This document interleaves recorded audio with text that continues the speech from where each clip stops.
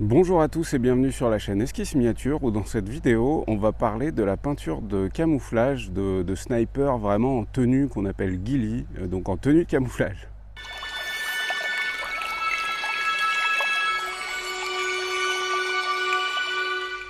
Alors avant de commencer la peinture, je vous invite à me chercher dans la vidéo que vous êtes en train de regarder.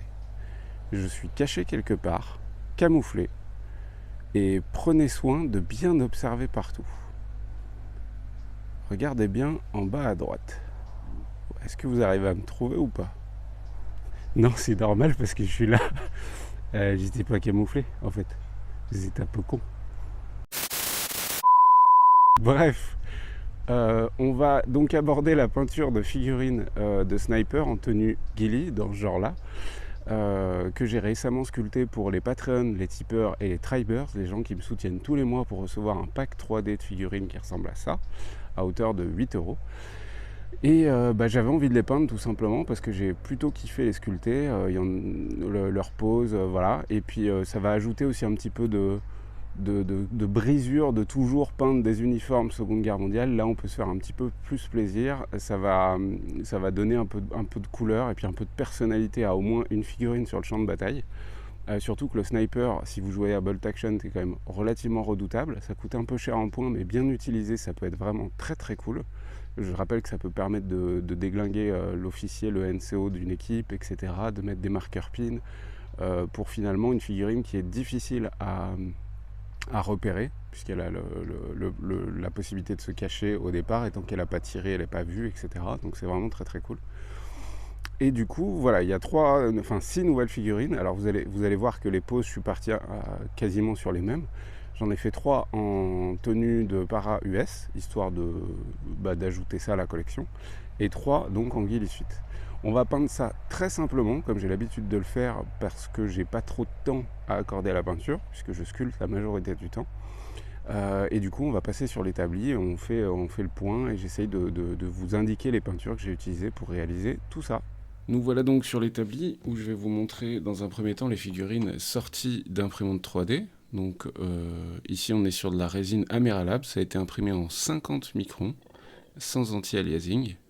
On se rend compte que c'est quand même plutôt propre. Donc là on a celui-ci qui est en mode en train de sauter au-dessus d'un rocher. J'aime vraiment beaucoup la pose de celui-là. Je vais vous montrer ensuite la peinture. Ensuite, on a celui-là avec vraiment des grosses feuilles dans tous les sens, ce qui va permettre, je trouve, d'aider à la peinture. Vous allez le constater ensuite. Avec du tissu enroulé sur le fusil, et puis vraiment un casque recouvert, et puis même un espèce de masque devant pour se cacher au maximum. Et enfin, le dernier, qui lui a des feuilles un petit peu plus longues et un peu plus grosses, qui fera selon moi un peu plus front pacifique peut-être, on dirait presque des feuilles de palmier. Il y en a même quelques-unes au bout de son fusil. Lui n'a pas de cagoule, c'était histoire de varier un petit peu les plaisirs. Donc voilà, donc ça c'est les 3 figurines. D'ailleurs on remarque ici un support qui n'est pas parti. Hop. Donc vous voyez, on a un petit coup de couteau de modéliste, on peut l'enlever. Et là, il est prêt à la sous-couche. Donc moi, je suis parti ensuite sur des socles. Tout est imprimé en 3D, hein, donc ça, c'est de la résine, mais les socles sont imprimés en FDM. Hop. Comme vous pouvez le voir juste là. Donc c'est des socles qui ont déjà un petit peu de relief. Alors je mets toujours un petit coup de briquet dessus pour enlever les cheveux d'ange si j'en ai eu.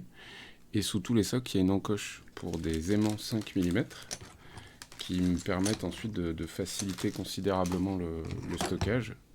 Et même la sous-couche, puisque j'ai un plateau en métal, donc vous voyez, il y a les aimants sous tous les socles. Et ensuite, voilà ce que ça donne. Alors, je vais vous expliquer pas à pas, concrètement, comment arriver à ce rendu-là, sachant qu'en fait, vous allez voir que c'est extrêmement simple, vraiment très simple. Le but de cette vidéo, c'est de vous montrer une technique simple pour réaliser ce genre de choses.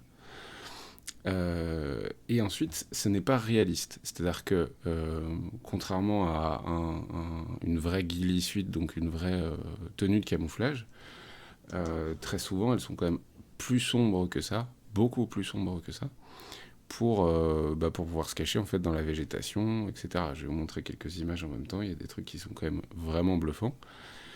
Et le truc aussi, c'est qu'en réalité, dans le fond, pour, pour faire une figurine en tenue de camouflage intégrale, on pourrait faire 1000 fois plus simple, à savoir avec du flocage. On n'a même pas besoin d'une figurine très détaillée, puisqu'en fait on va la recouvrir de mousse, de feuilles, etc., miniatures, tout ça. Et à la limite, il y aurait que le fusil qui sort, et encore le fusil même, il doit être aussi relativement bien camouflé, parce que c'est ce qui brille le plus à distance. Donc on n'est pas sur du réalisme, on est sur quelque chose qui représente un soldat en tenue de camouflage. Et moi, j'aime bien que ça se voit quand même sur le terrain. Donc c'est un peu absurde parce que c'est l'inverse de ce que ça devrait être en réalité. Mais n'empêche que j'aime bien que ça se voit, et pour ça, on va utiliser des teintes bien plus claires. La première étape, après votre sous-couche blanche, bien entendu, la première étape, elle va se faire avec... tout ça se fait en majorité à la contraste. La première étape, elle se fait avec du plaque bearer flèche. Donc c'est un vert très très clair, vraiment très clair, qui sert normalement surtout pour Nurgle, que je vais passer très grossièrement sur quasiment l'intégralité de la figurine. Je vous passe le fait de faire l'intérieur des yeux en dark haute flèche, par exemple, en couleur chair, quoi, tout simplement. Mais ensuite, pour la tenue en elle-même, plaque bearer flèche, donc un vert vraiment très clair et légèrement sablé. Il a une couleur assez particulière. En fait, c'est la teinte la plus claire de vert que vous voyez sur cette figurine. On la voit peut-être un petit peu mieux ici. Donc c'est vraiment cette teinte de vert très très clair. Donc ça, c'est le plaque bearer flèche. Et avec la contraste, on va vraiment partir du plus clair au plus foncé. Comme ça, on va pouvoir au début ne pas être précis en peinture.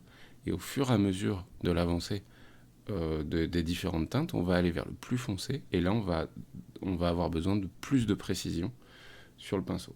Donc un gros coup de plaque bearer flèche sur toute la figurine. C'est une teinte claire, donc si on dépasse sur le reste, on s'en fiche.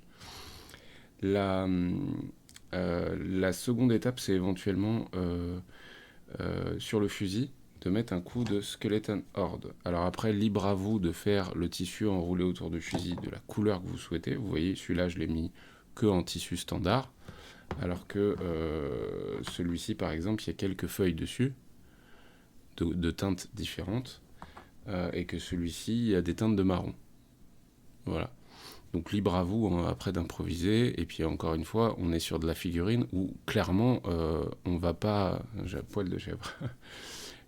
Clairement, on va pas chercher non plus à être extrêmement précis. Okay, si on dépasse un peu, c'est pas grave, ça va donner justement aussi cet aspect camouflage. Donc une fois que vous avez fait le plaque bearer flèche, ensuite on va monter dans les teintes de vert. La deuxième que j'ai tendance à vous conseiller, c'est le Militarum Green. Le Militarum Green, il me sert aussi pour mes parachutistes américains, qui ressemblent à ça. Donc c'est toutes les parties que vous voyez là au niveau des genouillères, le casque, etc. Donc ça, c'est le Militarum Green. Donc on va monter dans la saturation du vert en faisant quelques feuilles, par-ci, par-là, tout simplement. En prenant soin de laisser de la place pour le reste ensuite, parce qu'il faut prévoir les autres teintes, les autres différentes teintes de vert, et même un petit peu de marron. Ensuite, une fois que vous avez fait votre Militarum Green sur plein de tâches différentes, on peut passer à soit du Dark Angel Green. Alors lui, il va être très sombre. D'ailleurs, au niveau des couleurs, on le voit très clairement ici. Juste là, c'est du Dark Angel Green. Là aussi. Vraiment, les pointes de vert les plus sombres, c'est du Dark Angel Green. Il est vraiment très très sombre. Donc voilà, vous pouvez aussi vous servir du... comment il s'appelle Creed Camo. Encore un autre vert. Alors lui, il sera entre le Militarum Green et le Dark Angel, pour rajouter encore une teinte de vert différent sur la figurine, tout simplement. Et histoire de casser un petit peu ce vert de partout, moi à la fin, j'ai décidé d'ajouter du Snakebite Laser, je crois que c'est ça, que je vous dise pas de bêtises, mais oui c'est ça. Hop, il est juste là. Donc Snakebite Laser à certains endroits pour mettre des touches de marron, parce que dans la nature il y a des feuilles, ça dépend de la période de l'année évidemment, mais on peut trouver du marron sans aucun problème. Et du coup, on va peindre voilà, des taches différentes à certains endroits en se servant de la sculpture de cette figurine, hein, je vous le rappelle. Là, en l'occurrence, la figurine vous aide énormément, puisque vous avez vraiment des espèces d'écailles, en fait, mais qui vont représenter les feuilles une fois la peinture réalisée. Et en fait, c'est ce mélange des différentes teintes qui va donner un aperçu sur le champ de bataille de quelque chose de très camouflé, mais très clair. Moi, j'ai choisi encore une fois de garder pas mal de teintes claires, à savoir du Plague Bearer Flèche, c'est ce vert très très clair, parce que je veux une figurine qui pète sur le champ de bataille. Je veux qu'on la voit, qu'elle soit jolie visuellement, même si c'est pas très réaliste.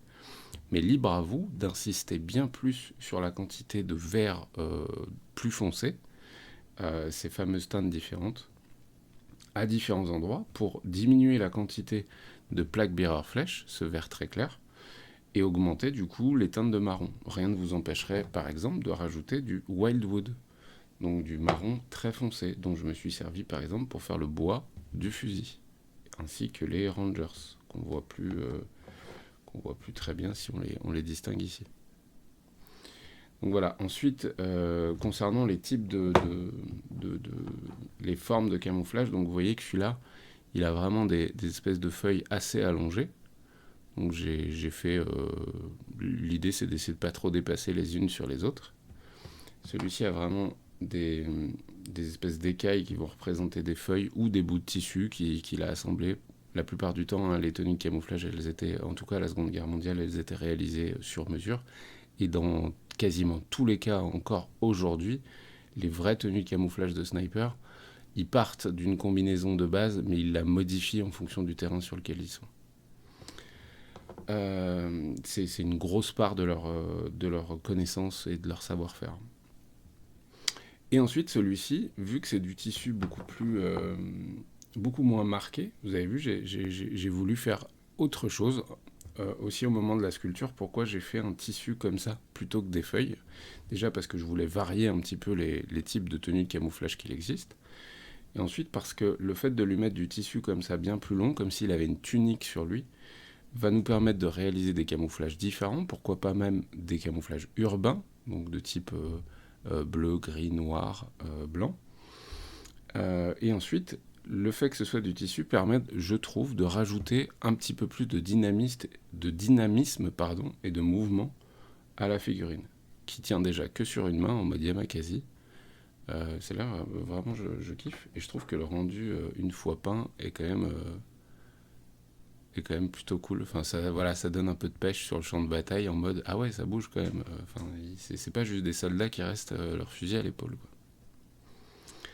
Donc voilà, une fois qu'on a associé l'ensemble de ces différentes teintes que je vais vous indiquer en même temps, si vous voulez uniformiser un petit peu toutes ces différentes teintes, vous pouvez passer un coup de shade, donc d'encre Agrax Earthshade Gloss. Donc il est très très connu celui-là, hein. Si vous n'en avez pas, je vous invite à en mettre un dans votre collection de peinture. Donc ça, c'est un lavis relativement clair avec des teintes légèrement sépia qui va permettre d'uniformiser l'ensemble des couleurs et de casser d'éventuelles marques de pinceau que vous auriez fait qui soient flagrantes. Prenons l'exemple d'ici. Hop, vous voyez, là j'ai fait un trait marron relativement foncé. Il y en a un aussi ici. Enfin bref, il y en a à plusieurs endroits. Le fait d'avoir rajouté shade à distance de jeu, ça a tendance à rendre un petit peu l'ensemble un petit peu plus flou et à uniformiser la teinte. Donc voilà dans l'ensemble pour ces 3 nouvelles figurines qui vont pouvoir convenir pour le coup à toutes les armées de la Seconde Guerre mondiale, puisqu'avec leur camouflage, voilà, on se fiche littéralement de quel uniforme il y a dessous. Donc voilà. Donc pour rappel, hein, ces figurines, elles sont disponibles sur My Mini Factory, sur ma boutique en ligne, etc. En version physique, donc comme ça, ou en fichier 3D si vous avez une imprimante 3D. Et pour info, on est au mois de septembre 2022 quand je vais publier cette vidéo. Ces figurines viennent d'être ajoutées gratuitement dans le pack 3D de tous les gens qui me supportent sur Tipeee, Patreon ou Tribes, histoire qu'ils puissent les imprimer sans avoir à rajouter d'argent, tout simplement. J'espère que cette petite vidéo vous a plu. Et puis, comme d'habitude, je vous souhaite bonne peinture et bon jeu. Et on se retrouve très vite pour de nouvelles vidéos. Ciao, ciao!